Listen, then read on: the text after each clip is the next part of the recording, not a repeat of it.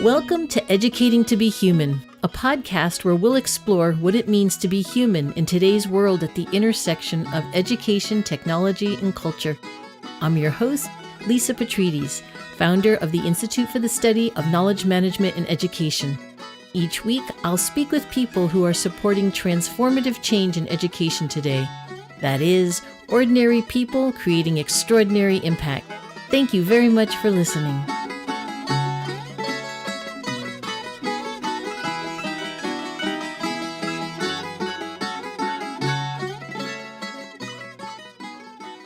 In this episode of Educating to be Human, I'm joined by Chris Miller, co-founder of Lifeplays, an organization that teaches how to integrate the skills of improv into our work as a way to foster leadership and innovation. Chris and I explore how the art of improv can be used to help us become collaborative problem solvers and drive meaningful change as we tap into our innate creativity to enhance our impact as humans. We break down the core tenets of improv, such as yes and, let go of your agenda, listen in order to receive, build on what you receive, make your partner look brilliant, and one of my favorites, you can't be wrong. Together, we discuss how these ideas can be applied in work and specifically in educational settings, as well as everyday life. You'll also hear us talk about Action Collabs, which is a design thinking approach that was first introduced as a key component of ISKME's Big Ideas Fest back in 2009. And we use it now in many of our professional trainings where we work with educators to learn how to tackle real-world challenges using this collaborative approach that blends human-centered design thinking with improvisation or improv to spark creativity and innovation. Before we dive in, I'd like to share a clip from 2014 when Chris opened the Big Ideas Fest with an inspiring talk about the transformative power of improv. Improv has given me the ability and the joy of being surprised and delighted by the unknown, the unexpected, right? There's to walk into that, to not be threatened by it, to walk into this with other people and be changed, right? To be flexible, to know who I am strongly enough that I can know that, like, oh yeah, if I change, I'm still me, but to adjust and see what can be born from this new relationship in this moment, right? By being changed and open and saying yes to my partner. And that's what improv is. We walk on stage with nothing and we create something by agreeing with our partner and making stories, scenes, skits, whatever it is. So we're going to start with... So, Chris, maybe you could start by just describing a bit what improv is. Hey, Lisa, sure. So improv, most people associate improv with comedy, which it is. It tends to be funny. But for our intents and purposes, it's a communication skill set about listening and creating in the moment. If you've ever seen a great improv show, you saw people walk on stage and with nothing except the suggestion of an audience, maybe it's like the word pencil, begin and create a whole story together seamlessly. And those skills of collaboration are what we really focus on bringing to workplaces. The core skill of improv is called yes and. And the yes is where you accept what your partner says, and the and is where you build on it. So that's the core essence of what improv is with us. Maybe you could even take us through some of the tenets of improv. I know yes and, as you said, is kind of the core of that. Can you talk a little bit more about yes and we'll go through a few of the other ones? Yeah, actually, I'll start at the top of the list that kind of leads into the yes and. This is how I usually begin workshops, is dispelling the fear around the I word, improv, because it's kind of scary for people. They go, oh, I got to be funny. It's no, it has nothing with being funny, clever, witty, or fast. There are some principles and practices. And so just sort of off the top of my head, the first thing that we practice in the improv is deferring judgment. And by judgment, I also mean evaluation of any sort, just being open and present and receiving what the person gives you without evaluating it in any way, shape, or form. So deferred judgment might be number one. Number two might be staying present and open. So again, that's getting out of your head and present in the moment. and then listening in order to receive. This is the first half of the yes and. There's the let go of your agenda, right? Oh yeah, letting go of your agenda. I Yeah, be love that one. flexible. Love that Yeah, one. yeah. Well, as somebody who runs an organization, I can go in and think, I've got a set of great ideas. Let's get to it. And this idea of letting go of your agenda, especially when you're really in an environment where collaboration is key to what you do. Can you just talk a little bit about that? Let go of your agenda. What does that really mean? Yeah. Well, big agenda and little agenda. Little agendas live in the moment. Like my agenda is to get my idea across, or my agenda is to make this person agree with me, or my agenda might be I want this business strategy to be accepted on a sort of slightly larger scale. And the challenge is in the moment, being flexible with that and saying, okay, I do have this idea that I want, and I'm going to let go of it for right now in service of being more co-creative and collaborative. Through the improv, you learn to trust the process, that actually you will find something more interesting and more creative if you do let go of your agenda. And also, everyone else around you feels more empowered and on board, and like they're contributing and an empowered part of the team when you do this. Got it. There's another one that I really have loved, which is actually quite controversial, I think, which is you can't be wrong. I love that. I know. Can you talk a little bit about that? Yeah. You can't be wrong. In improv, anything you say, your partner's job is to use it and to yes and it. So you literally can't be wrong. Everything is worth exploring. In the improv world, it's very fun. In the actual stage, I remember going to see a show years ago. They were improvising a story called The Army. And at one point in the Army story, someone received a care package from their family, and they said, oh, look, it has shampoo samples. They got the words wrong. And it became this running thing of like everyone said, oh, did you get any shampoo samples? So in the world of improv, it's very delightful when you get these misspoken things. I wonder if, and I don't know if there's something we could do here together right now, but I would love to maybe make more apparent and less elusive this idea about yes and how do we work on that in improv?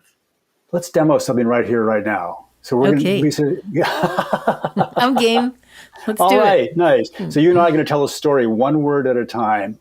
And we'll start with once there was, and we'll see what happens from there. So once there was a frog who had very long legs.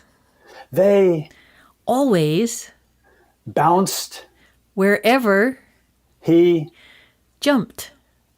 One day he tried to see if he could fly.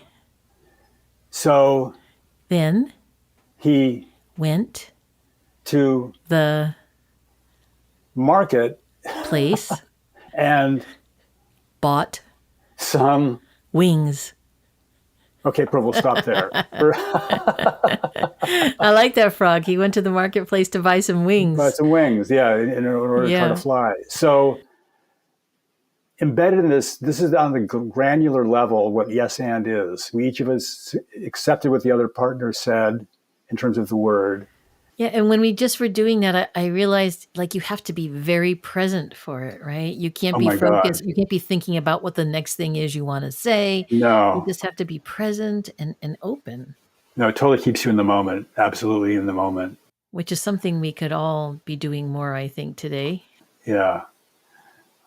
We have another game called Vacations.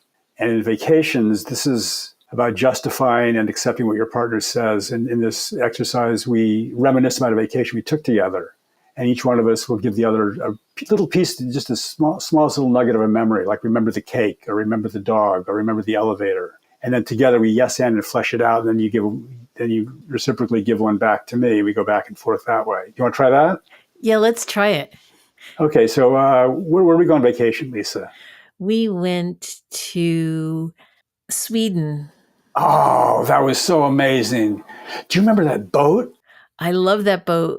Remember we went out onto that lake and then there were some like ice floes there. I know ice floes. It's so weird. And it was in the middle of summer, and we camped on one. Remember that?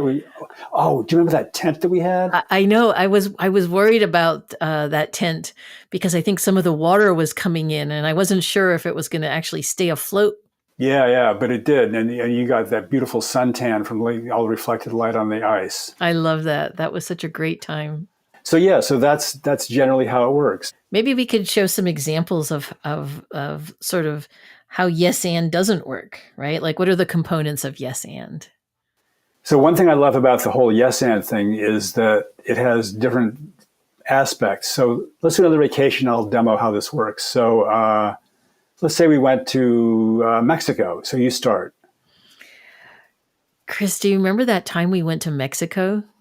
Oh, I do. I remember it really well. Yeah, yeah. We went to Mexico. Yeah, yeah. And we got off the plane, and I remember we weren't sure whether we were supposed to rent the car there, right there at the airport, or whether we were going to try to find a taxi or something. Oh, I remember that. Yeah, we didn't know. We didn't know what to do. Yeah, I remember that really clearly, Lisa. Yeah, yeah. I remember that. Yeah, yeah, yeah.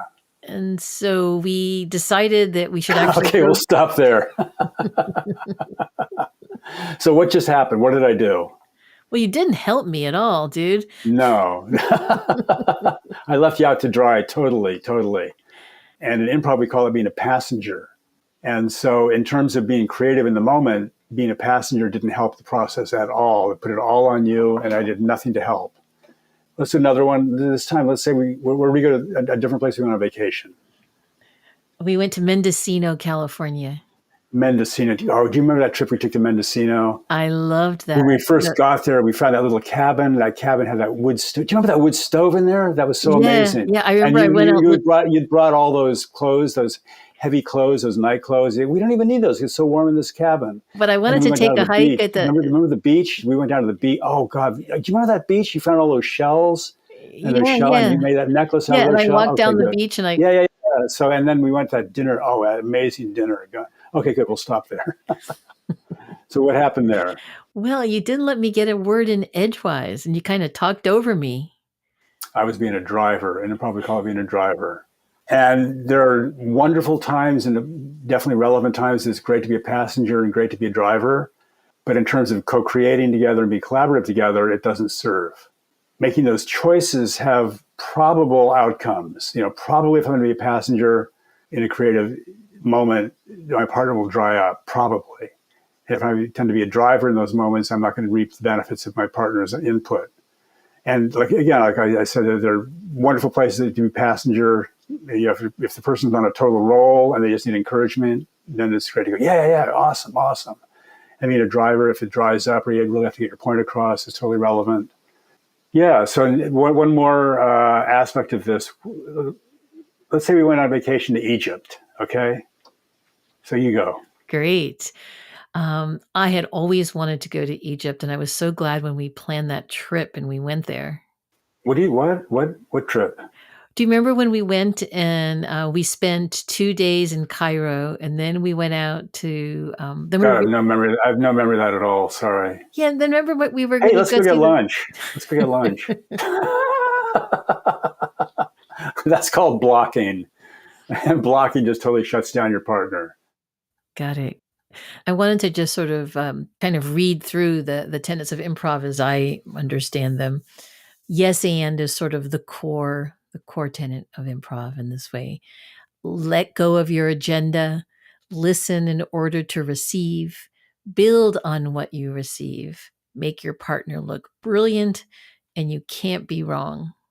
It's quite a list of statements in a way of how we could live our life, right? Of how we could live our life from day to day in a way to, in fact, bring our humanity back into the problem solving of today's greatest challenges, I would say. It connects us with people, right? Because all of those are in relationship with someone else or some other people. So it's all about connecting and being present with other people.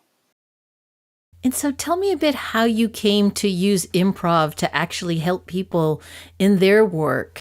Well, it's funny, the origin story of Lifeplays, my partner Ann Swanberg was teaching classes And people were coming up going, God, this class feels so good. It's so warm and connective and supportive and creative together.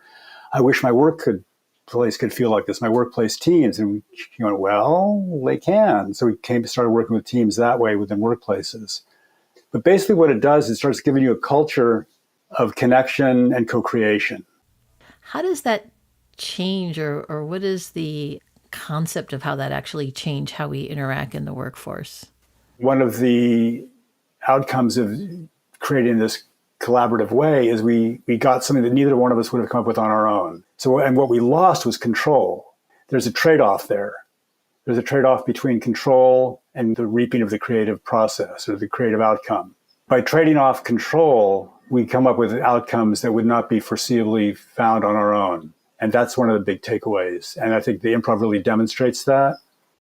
I like how you said this before. You talked about it's kind of like flexing a muscle. Yeah. It's like going to a yoga class. The exercises in yoga in and of themselves aren't useful. You don't stand in line at the bank and go into downward facing dog. But standing in the bank, you might be using the muscles that you've loosened up and your back won't tighten up from doing downward facing dog. And same with the improv exercises. The exercises themselves aren't terribly useful in life, except they are fun and you're stuck in traffic. But it changes your mindset and your outlook over time. So is it a sense that if we practice that in some way, that we're then able to do it, not just to tell a story about a frog, but we're able to do it in a way that helps us be more creative, or maybe even find solutions to problems that we haven't been thinking about before? Absolutely. Because the interesting part is it's one thing to do it in the realm of improv, but the real payoff is when you start applying it to the workplace scenarios. So we do a lot of work with brainstorming sessions. Yeah, actually, maybe we could talk a little bit about Big Ideas Fest and how you used improv to be able to take a group of a couple of hundred educators and move them from sort of the solution that's ordinary and right in front of you to something that's much more about provocation, and to be able to kind of get out of that thinking about what can and can't be.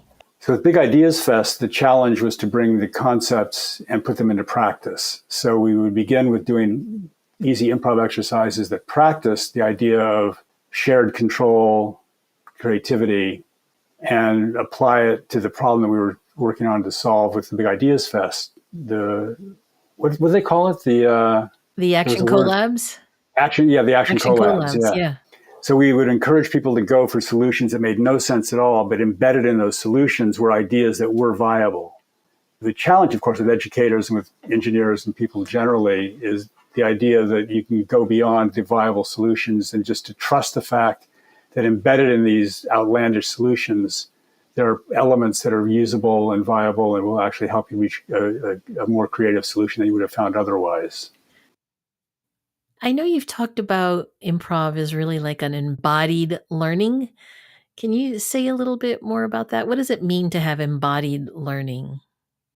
Yeah, so embodied learning, because it's a practice and not a subject, you can read the words like, oh, improv is blank and blank and blank, but doing the actual improv itself, it's a practice. And you don't get better from reading more about it. You get better from doing it, and it lives in your body. Often I'll notice in workshops, I'll ask people after they're done with exercise, notice how you were standing, notice what your body was like. And they'll sort of look down and go, oh yeah, I was open and breathing and laughing and smiling and making eye contact. This stuff lives in your body. One of the exercises I do in the beginning of a workshop sometimes is I'll ask participants, say, as I'm talking, everyone cross your arms and just gently shake your head no as I'm talking. And I'll talk and talk and talk. And okay, now uncross your legs, uncross your arms, lean forward, put your hands on your thighs, and just gently nod your head yes. And I'll keep talking, and I'll say, okay, how do you perceive me with those two different body shapes?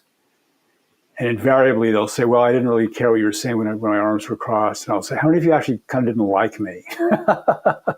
And then a couple honest hands will go up. So this stuff really does live in your body. And the learning of it, again, it's a practice. It's not It's not a subject you read about, though you can get great ideas, but it comes down to actually doing the practice and running the exercises over and over and letting them move through you. I wonder if you could talk a little bit about when you go into a room when you're maybe going to start a training, say, like you're walking in full a room of, educational leaders. Do you, as sort of the improv coach or the improv teacher, how do you read the room? Like, what is it that you see and how does that impact your practice? What a great question. Yeah, because walking in, especially to educators and engineers, the room often looks a little tense because again, they have this preconceived notion of what improv is. So my whole job in the first 5 minutes is to dispel any preconceived notions of what that is. And I'll often ask people, when you hear the word improv, what words come to mind? And just say, yeah, it can't be wrong. Here, spontaneous, comedy, funny, fear, nervousness, whatever it is. And they go, yeah, all those are right. So it's basically, my first job is to let people open up in their room and be truly where they are. It's basically dispelling all the fear in the room, because it can be, people have this idea they have to show up and be funny and act like a toaster. It's like, no, it's not that at all. What have you heard people say after they've done some of your improv training? We actually never know where the big impact is going to come. I remember I was working with a company. It was a leadership workshop, and one of the people came up. I saw him months later, and he goes, the biggest thing, make your partner look brilliant, changed my life.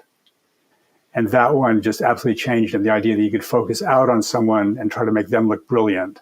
Did he say something in particular about how that helped him change the make your partner look brilliant? He just had to change how he saw people and how he treated them. I think he was always focused on being right and being smart, because he was very smart, and it connected him with other people more. He said it changed his focus completely. Are there any other standouts that you remember in terms of how people have talked about what they've learned or how their practice or behavior changed as leaders within their organization? Yeah, I've heard more than one time about looking for the yes in leadership roles, of just when they're brainstorming and coming up with new strategies and business models, just looking for the yes, as opposed to sitting back and being the all-powerful leader, evaluating the ideas as they come in and discarding and winnowing out. That's the other main one that comes to mind, is just that focus of like, where's the yes here? Where is the yes? Imagine what we could be doing differently today in the world if we really came with that mindset. Like, where's the yes? Where's the yes? That is so simple and so powerful. It is. It's fundamentally simple, and it's powerful, and more. Let's do it more. Thank you so much for sharing your perspective and your art and your practice and the training that you do. I have to say, from what you've described and how you've talked about improv, it really does seem like a way that we can stay true to our collective humanity. What would it really mean if we yes and each other and made our partner look brilliant in the work that we do? So again, thank you so much, Chris. It was just a pleasure to talk with you. Oh, you're so welcome, Lisa. Thank you for having me. Thank you, everybody, for listening to the show this week. This has been Lisa Petrides with Educating to be Human. If you enjoy our show, please rate and review us on Apple, Spotify, or wherever you listen to your podcasts. You can access our show notes for links and information on our guests. And don't forget to follow us on Instagram and Twitter at Edu2Be-Human. That is EDU to be human. This podcast was created by Lisa Petrides and produced by Eleni Theros. Educating to be Human is recorded by Nathan Sherman and edited by Ty Mayer.